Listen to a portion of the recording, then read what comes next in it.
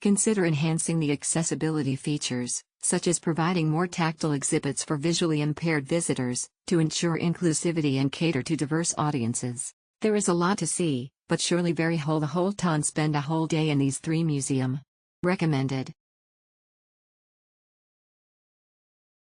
One of the 3 largest art museums in the world. The museum has a rich collection, with thousands of paintings. Even if you don't look at the titles, it will take 5 or 6 hours to see them all, or you can just look at the highlights, world-famous paintings, which are listed in which room in the guide booklet. Raphael's Madonna is so beautifully painted. Photography is not allowed inside the museum. The skip-the-line ticket is very convenient and the entrance is on the 0th floor. One of the top 3 museums in the continent of Europe. Beautifully museum with extensive collection of masterpieces. A must-see for art lovers. Photography is not allowed inside the museum. There is a lot to take in, so do prepare to spend at least 4 to 5 hours there if you intend to see everything.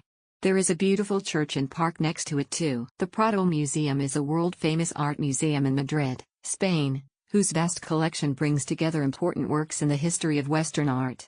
In my opinion, I am first overwhelmed by its size and diversity. It features masterpieces from each era, from the Renaissance, Baroque, Rococo, and even modern paintings, with works by Velázquez, Goya, El Greco, and others catching my eye. Velázquez's Las Meninas impresses with its ingenuity of composition and visual depth. The dark atmosphere of Goya's black paintings is also very impressive, reflecting the social situation of the time and his personal mental state. Overall, I think the Prado Museum is not just a museum, but a place with deep meaning, as a place to touch on history, culture, and the feelings of artists. Personally, I like the fact that the layout and lighting of the exhibits enhance the artworks, and there is something new to discover every time I visit.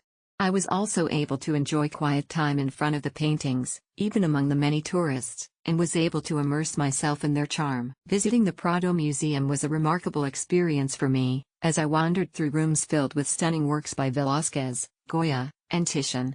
The sheer scale and depth of the collection left me in awe, and the museum's graceful architecture created a perfect backdrop for appreciating each piece.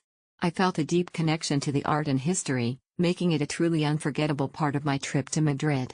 The peaceful atmosphere of the museum made it easy to lose myself in the beauty and stories behind each painting. You definitely need to buy this because the line is insane. We went to the museum at the opening hour and people were already surrounding the building. There are so many art pieces to see at this museum, so I recommend going early. The ticket was easy to redeem. This is a time saver as we didn't have to queue for a long time. Unfortunately, taking photos are not allowed inside. This museum visit is a must for those who are inclined into arts and would like to see the works of Bosch and Goya, as well as collection of European art. The Prado Museum is a treasure trove of European masterpieces. The works of El Greco, Velázquez, and Goya are impressive, and the space is well organized and easy to view. There are so many works, and the paintings of the maids were the best. It was really great. I happened to meet an artist who was copying and painting at the scene. I was really happy to remember that I stood in front of the same painting 27 years ago and admired it. Because of the time schedule, I only visited 2 museums. The Queen's Museum is only open until 14:30 on Sundays.